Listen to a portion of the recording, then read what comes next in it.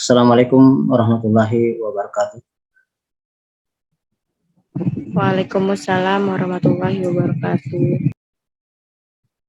Baik, kuliah komunikasi bisnis pada hari ini akan mengambil tema bahasan tentang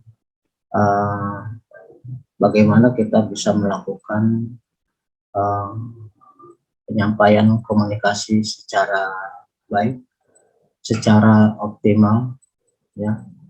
Oleh karena itulah maka kita harus salah satunya memahami tentang apa yang dikenal dengan Johari Windows. Kita tahu bahwa di dalam bisnis itu kita sering melakukan penyampaian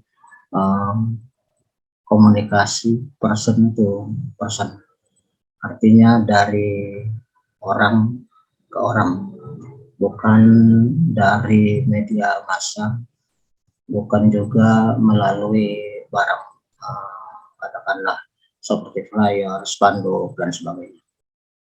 Sering kita harus melakukan presentasi atau sering kita harus melakukan negosiasi. Nah, di dalam kegiatan-kegiatan face to face seperti itu, seperti yang sering kita bahas, bahwa kita harus mengenali siapa yang menjadi komunikan kita, yang menjadi pihak penerima dari pesan-pesan yang akan kita sampaikan, termasuk tentunya juga kita harus memahami bagaimana kita, ya, memahami kita bagaimana dan apa yang harus kita lakukan, karena di dalam komunikasi yang utama tentu adalah proses encoding. Encoding yang selanjutnya akan kita sampaikan pesan-pesan tersebut kepada komunikan, di mana komunikan akan bisa memahami apa yang kita sampaikan kalau memang pesan tersebut dikemas secara baik. Pesan dikemas secara baik tentu melalui cara-cara yang baik, cara-cara yang sistematik, yang juga sudah kita pelajari tentang bagaimana syarat-syarat pesan yang efektif. Termasuk kita juga sudah mempelajari apa saja media penyampaian yang bisa kita gunakan sehingga kita bisa menyampaikannya secara optimal, baik itu media massa maupun media-media lain. Salah satu ilmu pengetahuan yang sangat bermanfaat ketika kita ingin melakukan komunikasi bisnis secara person to person dengan melalui tatap muka, ya, baik itu secara offline maupun tatap muka seperti yang kita lakukan saat ini melalui media seperti Zoom, Gmail, dan sebagainya. Maka kemudian yang harus kita ketahui adalah bagaimana kita bisa memahami diri kita sendiri dan juga memahami kita punya audiens. Salah satunya yang bisa kita gunakan adalah Johari Window. Johari Window merupakan suatu model untuk bisa mengetahui perbedaan tingkat keterbukaan antara orang, antara komunikator dengan komunikan, ya, yang dasarnya adalah tingkat dari keterbukaan diri sendiri, ya, dan kemudian juga tingkat dari bagaimana kita bisa melihat feedback yang diberikan oleh komunikan kita ketika kita sedang melakukan sharing information. Jadi ketika kita memahami diri kita sendiri, bagaimana degree of self disclosure kita, dan kemudian juga kita bisa memahami, bisa membaca bagaimana sih feedback atau respon yang diberikan oleh komunikan kita, maka kita bisa meningkatkan komunikasi kita. Seperti saya saat ini sedang berbicara dengan Anda, saya lihat Nurul Aini ngobrol sama orang lain, berarti dari situ saya menangkap respon Anda terhadap apa yang saya sampaikan itu nyambi, berarti tidak fokus. Saya di sini ngelihat apa yang Anda lakukan, makanya saya minta semuanya membuka videonya supaya saya bisa mengontrol, supaya saya bisa melihat bagaimana feedback yang diberikan oleh komunikan saya ketika saya selaku komunikator menyampaikan pesan. Dengan mengetahui bagaimana tingkat respon dari komunikan kita, maka kita bisa melakukan penyesuaian. Kita lagi ngobrol nih sama orang, ya kan kita lihat tuh offline, face to face, secara langsung, ternyata orang itu selama kita ngobrol nggak pernah ngeliatin kita. Jelas kan feedback itu kita tangkap, dan pastinya itu akan menjadi masukan bagi kita untuk selanjutnya mengapain. Apakah kita akan meneruskan berbicara dengan orang yang tidak memperhatikan kita nggak peduli dengan itu, atau kita tegur dia, atau kita menyetop pembicaraan, kan gitu. Begitu juga dalam negosiasi, ketika kita sedang berbisnis, bernegosiasi, baik mengenai barangnya, mengenai harganya, mengenai waktu penyerahannya, waktu pembayarannya, dan sebagainya. Lalu kita melihat bahwa mitra negosiasi kita itu tidak care terhadap kita. Dia mungkin sambil melakukan hal-hal yang lain, sehingga seringkali dia balik bertanya, apa? Gimana? Itu berarti dia nggak care sama kita. Berarti dia tidak memperhatikan omongan kita. Nah, dari situ berarti itu merupakan suatu feedback ya yang diberikan ketika kita sedang melakukan sharing dengan dia. Ya, dan itu akan menjadi masukan bagi kita. Apakah kita akan menegur mitra negosiasi kita? Mbak, ya saya lagi ngomong gimana ini, kalau nggak diperhatiin kan berarti nggak ada gunanya dong saya ngomong. Atau mungkin kita akan mengalihkan perhatian dengan cara mungkin tadinya ngomong, tapi kemudian menyodorkan contoh barangnya, sampelnya. Atau kita mungkin segera, oh ya udahlah, daripada kita ngomong gak ada ujung pangkalnya dan saya ngomong gak ada artinya apa-apa, mungkin karena Anda lagi sibuk, mungkin Anda lagi nggak konsen, mungkin Anda lagi ada kerjaan, ya udah saya berhenti. Nah, percuma saya teruskan karena berarti kan saya nggak diperhatiin. Jadi jelas bahwa Johari Window ini adalah suatu alat untuk kita bisa mengetahui tingkat seberapa besar sih kita bisa berlaku open terhadap orang lain ketika kita sedang melakukan suatu pembicaraan, ya, dan bagaimana juga kita bisa menangkap maksud dari orang lain. Kan kita tahu ya, sudah kita sering bicarakan bahwa orang itu bisa melakukan komunikasi dengan berbagai cara. Ketika kita ngomong, raut mukanya berubah, ya kita nangkep tuh. Sebenarnya kenapa ini? Ketika kita bicara, lalu kemudian kita lihat dia sumringah, dia gembira. Nah, kan itu jadi masukan. Kita harus bagaimana? Atau sebaliknya, ketika kita bicara, dia malah cemberut. Itu kan jadi masukan juga bagi kita. Atau ketika kita bicara, dia kelihatannya gelisah, nggak tenang, nggak fokus, nggak konsen. Nah, itu adalah masukan-masukan yang harus kita perhatikan ketika kita sedang melakukan suatu komunikasi. Sayangnya saya pengajar komunikasi, jadi saya nangkap semua itu dan saya merasa bahwa harus ditegur, nggak bisa saya diemin. Kalau saya diemin berarti saya ngomong capek-capek, nggak ada gunanya kan. Oke. Jadi Johari Window ini merupakan suatu model yang ditemukan oleh Joseph Luth dan Harry Ingham pada tahun 1955 ketika mereka sedang melakukan suatu penelitian di Universitas California di Los Angeles. yang mereka teliti adalah dinamika kelompok. Jadi mereka mencoba untuk memahami di dalam suatu kelompok diskusi apa sih dinamika yang terjadi. Bagaimana respon dari orang-orang yang sedang melakukan grup itu, melakukan diskusi kelompok itu, saling berkomunikasi. Ya. Pada tahun 55 ini juga model tersebut dipublikasi.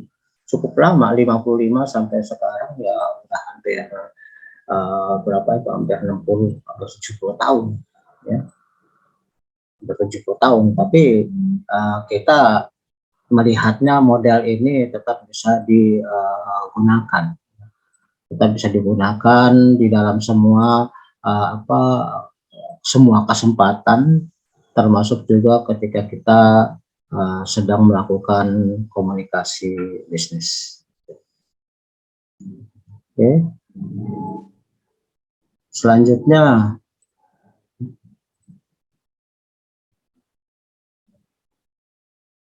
si Luft and Inham ini kemudian menemukan suatu fenomena yang kemudian mereka beri nama Johari. Model ini disebut sebagai jendela Johari. Ya. Johari ini merupakan kombinasi dari nama-nama mereka, yaitu Joe dan Harry. Jadi Johari. Dan kemudian selanjutnya model ini dikenal dengan sebutan yang tenar, ya, sebagai suatu model Johari window, jendela Johari. Ya. Jendela Johari ini merupakan suatu alat yang sangat berguna untuk mengilustrasikan ya dan mengembangkan kesadaran diri dan juga untuk mengembangkan pemahaman bersama antara individu-individu di dalam suatu kelompok. Johari window ini juga bisa digunakan untuk mengembangkan hubungan yang terjadi di dalam suatu kelompok, karena pertama, orang yang melakukan komunikasi sebagai komunikator, dia memahami dirinya dan kemudian dia tahu apa yang harus dia lakukan. Di seberangnya, dia memahami mitra negosiasinya, mitra komunikasinya, dan dia juga melihat bagaimana respon atau feedback dari lawan bicaranya, dan oleh sebab itu menjadi masukan bagi dia untuk mengembangkan suatu komunikasi yang lebih baik. Jadi katakanlah misalnya Anda sedang berbicara dengan orang lain, ya Anda tahu bagaimana kekuatan kelemahan Anda di dalam berkomunikasi, maka pastinya Anda akan mampu memilih suatu cara berkomunikasi yang Anda anggap lebih efektif, Anda anggap lebih baik, ya, karena Anda memahami diri sendiri. Yang kedua, di seberang Anda melihat dan memahami mitra Anda dalam komunikasi, sehingga apa yang menjadi masukan, apa yang menjadi respon dia, itu akan jadi masukan bagi Anda untuk melakukan perbaikan atau melakukan optimalisasi komunikasi, sehingga pesan-pesan Anda kepada dia itu benar-benar tersampaikan dengan baik. Jadi dengan demikian Johari window ini merupakan suatu alat pengembangan komunikasi antara kedua belah pihak. Oke. Jadi Johari window ini pengaruhnya sangat luas karena dia bisa mempengaruhi soft skill kita. Artinya kemampuan diri kita di dalam berkomunikasi, bagaimana menyampaikan pesan kepada orang lain. Juga kita bisa mengembangkan perilaku kita karena kita jadi lebih mengetahui siapa kita ini, apa potensi kita, apa kekuatan kita, apa kelemahan kita. Dan juga kita tahu bagaimana orang-orang di sekeliling kita. Sehingga pastinya dengan memahami Johari Window, kita bisa menyesuaikan behavior kita, perilaku kita di dalam rangka berkomunikasi secara efektif dengan orang-orang di sekeliling kita. Di samping itu, Johari Window ini juga bermanfaat bagi kita untuk mengembangkan empati. Kita tahu bahwa empati itu adalah perasaan bahwa kita ada di pihak teman bicara kita, lawan bicara kita. Jadi kita merasa bahwa bagaimana kalau saya adalah dia. Kalau saya adalah dia, berarti kita jadi tahu apa yang tidak kita sukai dan apa yang kita sukai. Hal ini yang justru zaman sekarang ini makin tipis. Orang sekarang makin berbuat semaunya sendiri tanpa memperhatikan orang lain. Ya, orang sekarang egonya luar biasa sehingga dia maunya didengar tapi nggak mau dengerin orang lain. Dia senang mencaci, senang memaki, senang mensinisi orang lain, senang nyinyirin orang lain, tapi dia sendiri kalau dinyinyirin marah. Dan ini sudah kita lihat nih di semua bidang, terutama contoh yang paling jelas adalah di bidang politik, di mana orang dalam rangka memenangkan golongannya sendiri mengkerdilkan orang lain, menghina orang lain. Jadi tidak ada empati, tidak ada perasaan bahwa andai kata saya yang jadi dia diperlakukan kayak gitu, kira-kira gimana ya? Apakah saya senang dimaki-maki orang? Apakah saya senang setiap tindakan saya selalu dikritisi? Apakah saya senang tidak pernah didukung? Apakah saya senang selalu saja tingkah laku apapun juga dari saya itu selalu salah? Empati ini yang tidak ada lagi atau paling kurang ya sudah jauh menurun. Oleh karena itulah maka karena tidak adanya empati, maka imbasnya adalah kita menjadi lemah sekali di dalam kerjasama. Cooperation kita menjadi sangat kendor. Kita jadi nggak mau kerjasama karena otomatis lah ketika orang diajak kerjasama tapi orang yang ngajak kerjasama nggak mau memahami kita. Maunya dia dipahami tapi tidak mau memahami, maunya dia dengar tapi nggak mau mendengar, ya otomatis cooperation-nya menjadi sangat lemah. Otomatis tidak ada orang yang mau diajak kerjasama dengan orang dengan perilaku seperti itu. Ya. Jadi Johari Window ini menjadi alat bagi kita untuk mengembangkan soft skills kita, memperbaiki perilaku kita, meningkatkan empati kita, membangun kerjasama sehingga intergroup akan bisa didevelop. Misalnya kamu satu kelompok di dalam mata kuliah komunikasi bisnis, dengan memahami dan mempraktekkan Johari Window ini, maka hubungan kerjasama di dalam grup Anda bisa dikembangkan. Ya. Intergroup development.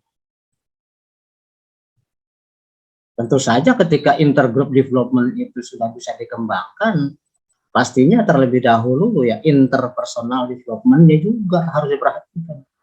Artinya hubungan antar manusianya itu harus diperhatikan. Apalagi kalau kita kembali ke ajaran agama, khususnya agama Islam.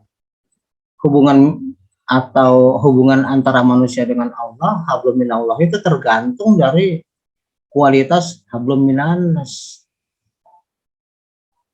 Kita melakukan ibadah jungkir balik setengah mati, kita pergi haji tiap berapa tahun sekali, umroh tiap tahun, kita melakukan sedekah dan sebagainya.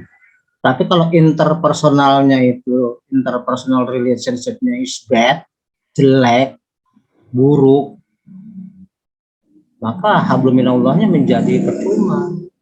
Karena hablum minallah itu tergantung pada hablum minannas, hubungan antar manusia. Ya. Jadi kalau hubungan antara manusianya kita tidak baik, tidak mampu membangunnya, maka jangan berharap hablum minallah jadi terjalin dengan baik. Allah tidak suka orang yang rusak, termasuk juga merusak hubungan antar manusia. yaitu orang-orang yang tidak punya empati, orang-orang yang bad behavior, orang yang tidak memiliki soft skill, orang yang buruk cooperation-nya dan sebagainya. Itu pastilah hablum minallahnya akan terganggu. Oke. Jadi dengan demikian, Johari window atau jendela Johari ini sangat bermanfaat untuk pertama adalah understanding and apa ini tulisannya ketutup sama gambarnya simbol ain, jadi nggak kebaca sama understanding self awareness lah. Jadi kita bisa memahami kesadaran diri kita memahami kekuatan dan kelemahan diri kita, sehingga nanti ujungnya adalah kita bisa mengimprove, kita bisa mengembangkan soft skill kita di dalam melakukan encoding. Ya. Johari window juga berguna dalam rangka personal development, pengembangan diri kita, jati diri kita. Bermanfaat juga dalam mengembangkan kemampuan berkomunikasi, improving communications, dan pada akhirnya interpersonal relationship, kita bisa mengembangkan hubungan antar orang, ya. Sehingga pada akhirnya ketika kita mampu mengembangkan hubungan antar kita dengan orang lain, pastinya nanti di dalam suatu kelompok, baik itu antara kita dengan keluarga kita di rumah, antara kita dengan teman-teman kuliah, antara kita di dalam suatu organisasi, antara kita dengan teman-teman sekantor, dan sebagainya, itu akan terjadi proses dinamisasi.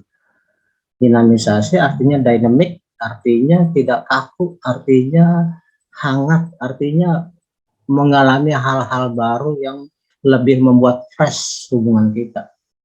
Jadi tidak monoton. Dalam kelompok jadi senantiasa ada pergerakan yang selalu membuat kita menjadi bersemangat di dalamnya. Sebaliknya, tanpa hal-hal tersebut, ya kita bisa bayangkan bahwa suatu komunikasi akan menjadi dingin, menjadi kaku, menjadi tidak menarik, dan pada akhirnya kita jadi bosan. Oleh karena itulah, maka ketika sudah terjadi group dynamics, pastinya kita bisa melakukan pengembangan tim. Kalau kita punya tim, kita kerjasamanya menjadi lebih kompak, menjadi lebih solid, menjadi lebih problem solver. Itu dalam kelompok kita sendiri, mulai dari kelompok yang terkecil yaitu kita dengan keluarga, kelompok yang lain yang lebih besar, dan pada akhirnya antara kelompok kita dengan kelompok lain atau intergroup relationship. Nah, jadi ini manfaatnya kita mempelajari Johari window. Makanya tolong diperhatikan baik-baik dan dipahami, bukan hanya sekedar mendengarkan tapi kemudian pikiran sana kemari. Jadi Johari window ini merupakan suatu model yang mengembangkan proses informasi dan merupakan suatu tools of information process, suatu alat untuk melakukan proses penyampaian informasi, ya, yang nantinya kita akan bisa meningkatkan information, feeling, experience, feel, attitude, skill, intention, motivation, and etc. Ya, kita bisa mengembangkan komunikasi, bisa mengembangkan, menajamkan perasaan kita, mengembangkan pengalaman-pengalaman berkomunikasi kita, menajamkan sudut pandang dan omongan-omongan kita, juga memperbaiki perilaku kita, kemudian juga kita jadi memiliki skills yang makin meningkat, ya, kemudian juga intention kita, artinya tujuan-tujuan kita, motivasi-motivasi kita itu akan bisa dikembangkan dengan kita menggunakan Johari window, sehingga kemudian tentunya secara pribadi maupun secara grup perspektif kita menjadi lebih baik. Ya. Di Johari Window ini memiliki 4 bidang. Ya. Bidang yang kita ketahui pertama adalah yang berwarna biru itu kita sebut sebagai blind area. Artinya wilayah buta. Ya. Wilayah buta. Lalu itu merupakan bidang pertama ya, bidang pertama. Kemudian bidang yang kedua yaitu yang berwarna coklat muda yang kita sebut sebagai unknown area, artinya wilayah yang tidak diketahui. Kemudian geser ke kiri itu yang berwarna merah disebut sebagai hidden area atau wilayah yang tersembunyi, wilayah ngumpet. Ya. Kemudian yang terakhir atau bidang keempat itu disebut sebagai open atau free area, yaitu wilayah atau area yang terbuka atau area bebas. Kita harus bisa memahami maksudnya apa nih blind area, ya, manfaatnya blind area, pengembangan komunikasi di blind area seperti apa, ya. Demikian juga yang lain. Maksudnya apa? Unknown area, hidden area, open free area, supaya kita bisa mengembangkan skills of the communication, ya. Skill dari komunikasi yang ingin kita terapkan, ya. Jadi ini yang tadi saya sebutkan, Johari Window memiliki 4 kuadran. Ya. Yang pertama adalah what is known by the person about him atau herself and is also known by others. Ini merupakan bidang yang disebut bidang terbuka, ya, atau open self, bidang diri yang terbuka, atau free area, bidang bebas. Maksudnya apa? Dia adalah suatu bidang, ya, di mana orang mengetahui bagaimana dirinya sendiri dan juga hal tersebut diketahui orang lain. Ya. Saya punya kemampuan di bidang apa, saya tahu kemampuan saya, dan orang lain juga tahu bagaimana saya, kemampuan saya. Nah, ini yang disebut sebagai bidang open.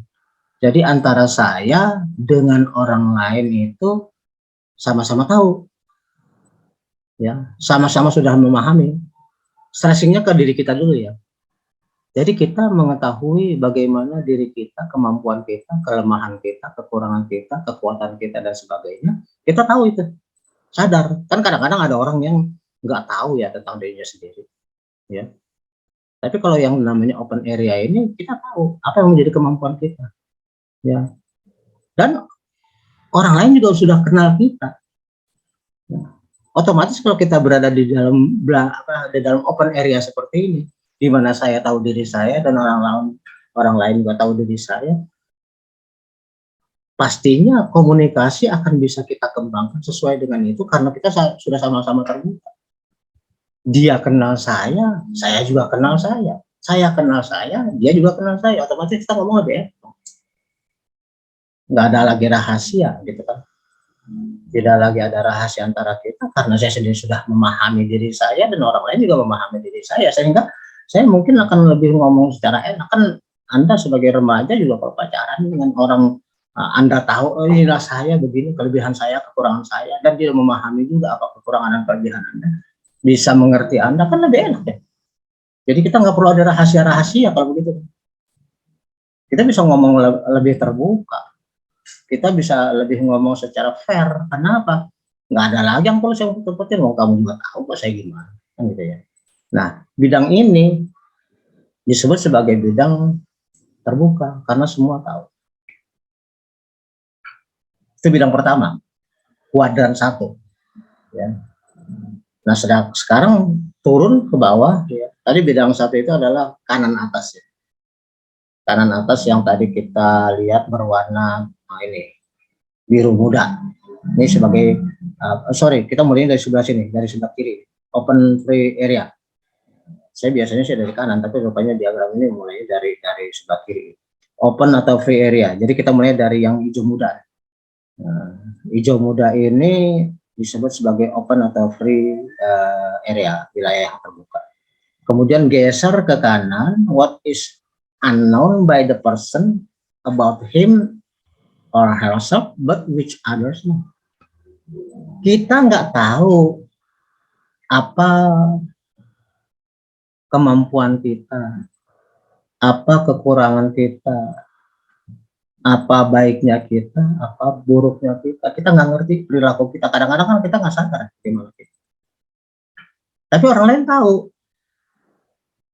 Nah, orang lain tahu tentang si Anu begini, tapi seringkali orang itu kan nggak nyadar.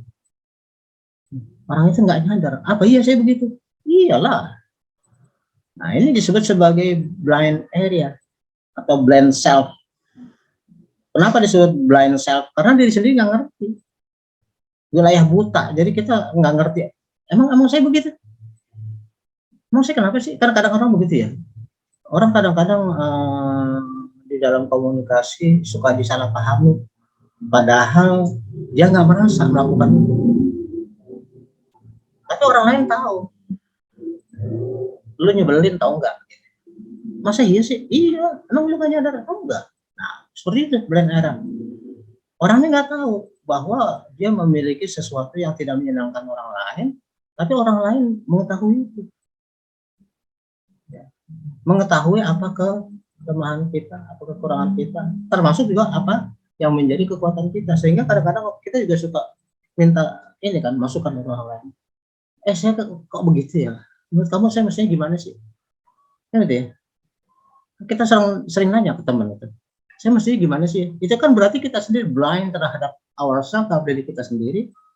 Tapi kita anggap orang lain itu tahu kita, maka kita minta tolong sama kita. Tolong gimana sih mestinya gitu ya. Ini disebut sebagai blind area, wilayah buta. Ya.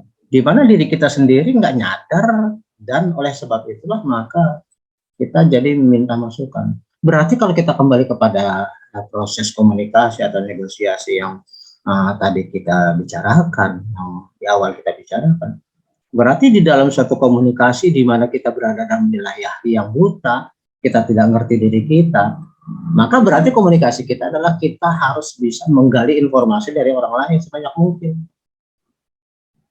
Kita harus open, terbuka dalam arti menerima masukan. Jangan kita sendiri udah nggak ngerti bagaimana kita, lalu kita juga nggak mau juga menggali informasi orang lain. Otomatis kan kita nggak bisa mengembang ya. Berarti kita nggak mau tahu tentang kelemahan-kelemahan kita. Ya, kita nggak peduli dengan kelemahan kita dan kita nggak mau menerima masukan dari orang lain. Ya, berarti kita akan senantiasa ada di dalam wilayah yang blind alias buta, yaitu buta terhadap diri sendiri. Atau blind spot, titik-titik buta. Kita tahu bahwa kita sering nggak disenangin orang lain. Seharusnya kan kita mencari informasi, kenapa sih kok saya begitu ya? Emang saya nyebelin ya? Teman yang baik tentunya akan ngasih tahu. Iya sih, kamu tuh sebenarnya baik, tapi kamu punya kelemahan begini. Itu yang harus kamu perbaiki. Nah, berarti kita di dalam wilayah yang blind itu ya harus mampu untuk menggali informasi sebanyak mungkin dari orang lain tentang seberapa blindnya kita itu, seberapa butanya kita terhadap suatu situasi sehingga kita merasa perlu untuk menggali informasi dari orang lain. Oke, yang ketiga ya, berarti kita bergerak dari kiri atas, kemudian ke kanan, kemudian ke bawah sekarang. Bidang yang ketiga ya, yang kita sebut sebagai hidden area. Ya. Hidden area, kalau kita lihat gambar ini mungkin nggak teratur, urutan-urutannya kesana kemari. Seharusnya diagramnya bergerak dari atas ke bawah, gitu. Tapi nggak ada masalah lah. Yang penting kita tahu entah letaknya dari di mana, nggak masalah. Ya. Yang jelas yang ketiga ini merupakan hidden area atau wilayah yang tersembunyi, ngumpet, ya. Wilayah yang avoided. Avoided itu artinya wilayah yang terhindar. Terhindar dari apa? Dari pengetahuan kita. Bisa juga dia merupakan avoided self or PSE. Artinya kita sendiri nggak ngerti, tersembunyi dari kita. Hidden, yaitu adalah what the person knows about him or herself that others do not know. Jadi ini merupakan suatu wilayah yang kita sendiri nggak tahu, orang lain juga nggak ngerti. Ya. Nah ini kan kalau seperti ini sama-sama nggak tahu, kita jadi susah. Kita sendiri nggak tahu, orang lain juga nggak ngasih tahu, karena juga nggak tahu. Maka otomatis suatu kesalahan akan sangat mungkin berulang-ulang. Jelas karena kita sendiri nggak ngerti, lalu kemudian orang lain juga nggak tahu, nggak ngerti tentang diri kita, maka apa itu menjadi tersembunyi, avoided, terhindar dari kita. Kita nggak ngerti, kita sendiri nggak ngerti diri kita, apa yang ada pada diri kita, orang lain juga nggak tahu.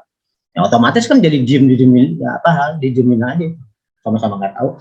Nggak ada orang yang ngasih tahu, kita sendiri nggak tahu. Bagaimana kita mengembangkan komunikasi kita, menyampaikan informasi, kalau situasinya kita mau ngomong, gak tahu mau ngomong apa, ya, seorang lain juga sama kondisinya, nggak kenal sama kita, nggak ngerti kita bagaimana, ya otomatis kemungkinan terjadinya kesalahpahaman itu menjadi sangat besar, ya.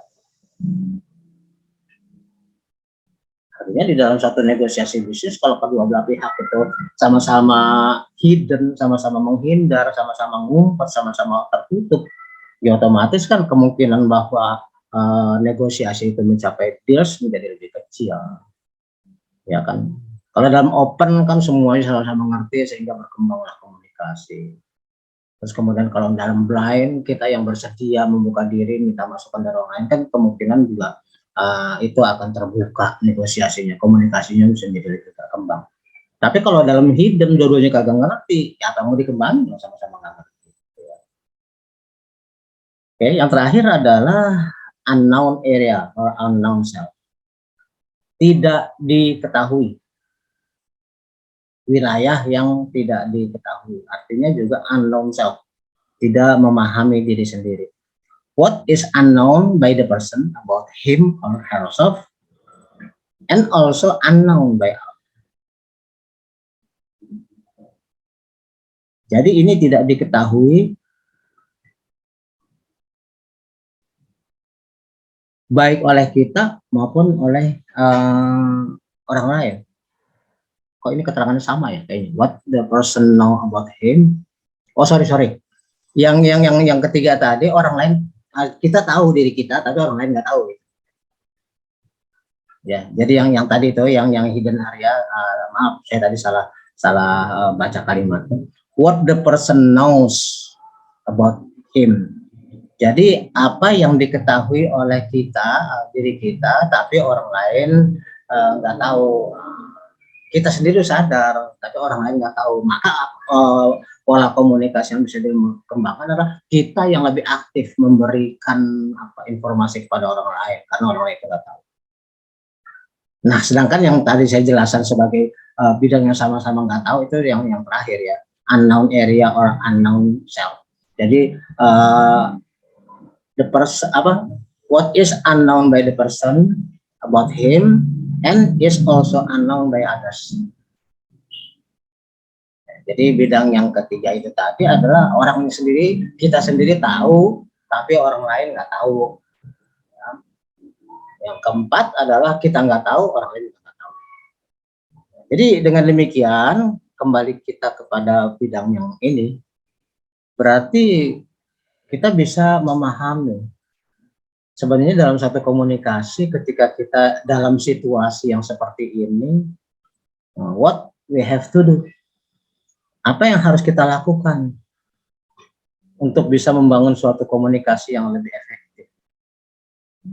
Kita ulang bahwa yang namanya open atau free area adalah suatu kondisi di mana kita tahu diri kita dan orang lain juga tahu, sehingga kemungkinan terjadi komunikasi yang terbuka, komunikasi yang berkembang, komunikasi yang positif, ya, yang progres, itu akan lebih besar kemungkinannya, karena kita bisa berkomunikasi secara fair, secara nyaman.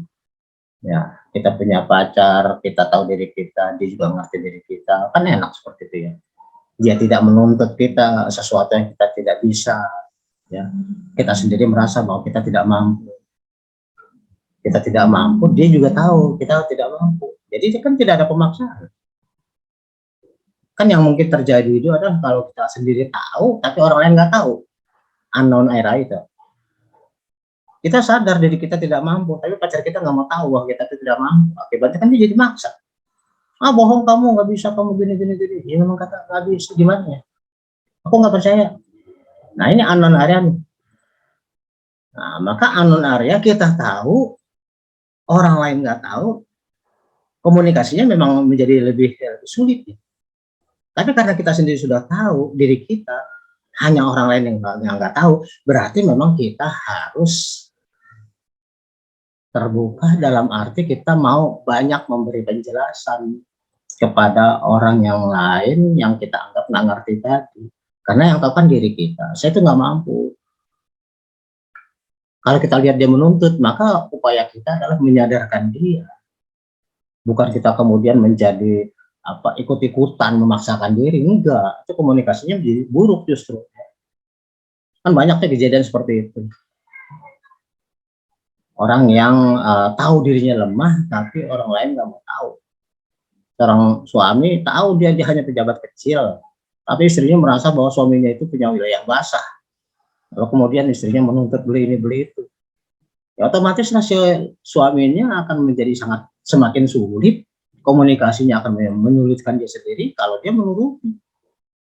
Yang harus dia lakukan adalah dia berusaha menemukan kesadaran. Saya tahu diri saya ini nggak mampu, saya itu cuma pejabat kecil. Mbok ya jangan nuntut yang kagak-kagak. Gaji saya cuma segini, berarti pengeluaran kita disesuaikan dengan pemasukan yang ada, bukan kamu maksain saya untuk melakukan ini dan itu. Nah, ini ada di unknown area. Yang enak tuh kalau suami istri udah di open area lah. Suaminya merasa nggak mampu, merasa pejabat kecil, istrinya juga tahu diri, nggak nuntut macam-macam. Ya udahlah kita nikmati hidup. Yang penting kan bukan harta ya. Yang penting kan kebersamaan, saling mengerti, saling mencintai. Kalau yang di unknown area ini, suaminya sadar dia pejabat kecil, istrinya nggak mau tahu, istrinya matre rupanya. Bodo amat, pokoknya harus ada. Ya bagaimana harus sih kalau nggak bisa, nggak mau tahu, pokoknya harus ada. Nah itu. Nah sedangkan kalau di blind area itu kita nggak tahu, tapi orang lain tahu. Ya, istri nih yang harus bisa mengembangkan ininya komunikasi. Dia menyadarkan, Mas, kamu tuh sebenarnya punya kemampuan begini loh. Kamu tuh orangnya rajin, kamu tuh orangnya disiplin, kamu tuh orangnya patuh, kamu tuh orangnya teliti. Suaminya sendiri nggak nyadar. Iya ya, iya. Terus gimana dong? Istrinya ngasih tahu begini loh Mas. Nah itu berarti blind area. Si suami nggak ngerti bahwa dia punya suatu kelebihan yang seperti itu. Nah, maka tugas dari si istri yang lebih aktif. Ini merupakan kebalikan dari unknown area ya. Unknown area kan kita yang harus aktif ngasih tahu si istri. Apa si suami yang harus ngasih tahu, banyak memberi informasi kepada si istri. Sementara kalau di blind area, istri yang harus lebih banyak memberi masukan kepada suami. Nah yang repot adalah kalau misalnya kita dalam situasi yang hidden, merah. Ya, situasi yang kita nggak tahu, dia juga nggak tahu. Nah itu berarti kan kemungkinannya adalah kita akan sering melakukan kesalahan, nggak nyadar kita, ini orang lain pun nggak ada ngasih tahu, karena nggak tahu juga sih. Suami melakukan suatu kesalahan di kantor, tapi istrinya juga nggak ngerti masalah itu. Istri nggak ngomong, suami nggak nyadar, ya udah otomatis kebablasan, tahu-tahu ditangkap KPK. Gitu. Karena salah nggak ada yang ngingetin. Gitu. Oke, jadi kita lihat di sini relationship-nya dengan yang jadi topik kita, yaitu bahwa Johari Window ini bisa mengembangkan soft skill, mengembangkan attitude, mengembangkan relationship dan sebagainya. Kita lihat di sini relevansinya. Artinya ketika kita berada dalam suatu situasi komunikasi yang open, berarti kita enak, nyaman, karena terbuka. Kalau kita berada dalam situasi yang blind, berarti kita yang minta masukan dari orang lain. Kalau kita berada dalam situasi unknown, kita yang harus aktif ngasih tahu orang. Tapi kalau kita kemudian ada dalam hidden area, ya ini agak repot karena kita sendiri nggak nyadar, orang lain juga nggak ada nyadar. Orang lain nggak ada ngasih tahu. Ya. Bisa nggak kamu nangkep? Ya, kira-kira benar nggak bahwa di dalam pengembangan diri itu memang keempat hal ini akan senantiasa ada di dalam diri kita, di dalam komunikasi kita yang kita lakukan. Ini ya sudah kita bahas tadi, Johari Window kuadran 1 ya, yang diketahui sebagai area of free activity. This is the information about the person, behavior, attitude, feeling, emotion, knowledge, experience, etc.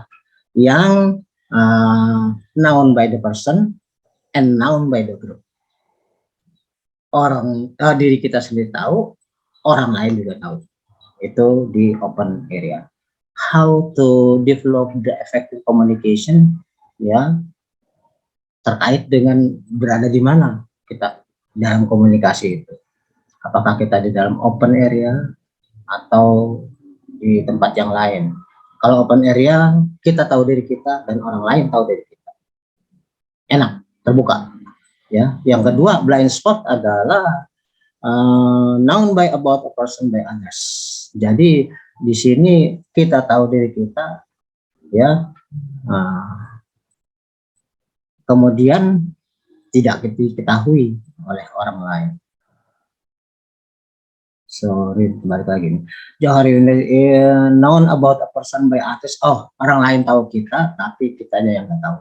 Nah, ini berarti kita harus lebih banyak meminta masukan dari orang lain. Kalau hidden ini what is known to ourselves but kept hidden from and therefore unknown to others. Ya, ini sama-sama ngumpet, sama-sama nggak tahu. Nah, sementara kalau yang unknown ini adalah wilayah dalam berkomunikasi di mana kita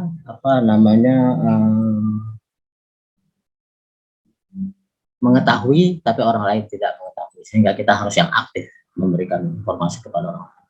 Kalau yang tadi kita yang nyari informasi, kalau kita yang memberi informasi. Oke, saya kira yang terakhir adalah unknown factor, faktor-faktor yang tidak diketahui. Apa saja sih yang sering tidak diketahui di dalam Johari Window ini? Yang pertama adalah inability that is underestimated. Suatu kemampuan yang seringkali di underestimated, ya, dianggap rendah, ya, diremehin, sehingga kemudian menjadi kurang confidence, kurang percaya diri, ya. Kemudian juga seringkali itu adalah merupakan suatu kemampuan yang natural, yang alamiah, ya. Kadang-kadang orang tuh tidak sadar apa yang ada pada diri mereka sendiri, apa yang mereka miliki, ya. Bisa juga dia merupakan suatu kondisi yang a fear of passion that the person does not know they have. Artinya suatu versi dari suatu perasaan ketakutan, sehingga mereka menjadi tidak tahu. Gara-gara ketakutan akhirnya jadi suka nggak mau tahu. atau juga bisa karena memang tidak ada keinginan untuk tahu, ya. Bisa juga karena dia dalam refresh, dalam suatu kondisi yang lebih menekan. Oleh karena itulah maka faktor-faktor yang ini harus kita ketahui sehingga kita bisa mengembangkan komunikasi komunikasi kita di dalam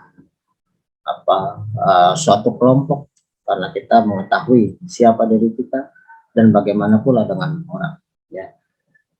Artinya kalau misalnya kita kan tadi stasiunnya melihat diri kita, ya. Kalau kita melihat orang lain, wah ini ada dalam atau open area, berarti dia dengan dia enak ngomongnya. Tapi kalau dia yang tahu diri dia tahu diri kita yang nggak tahu, maka kita minta penjelasan.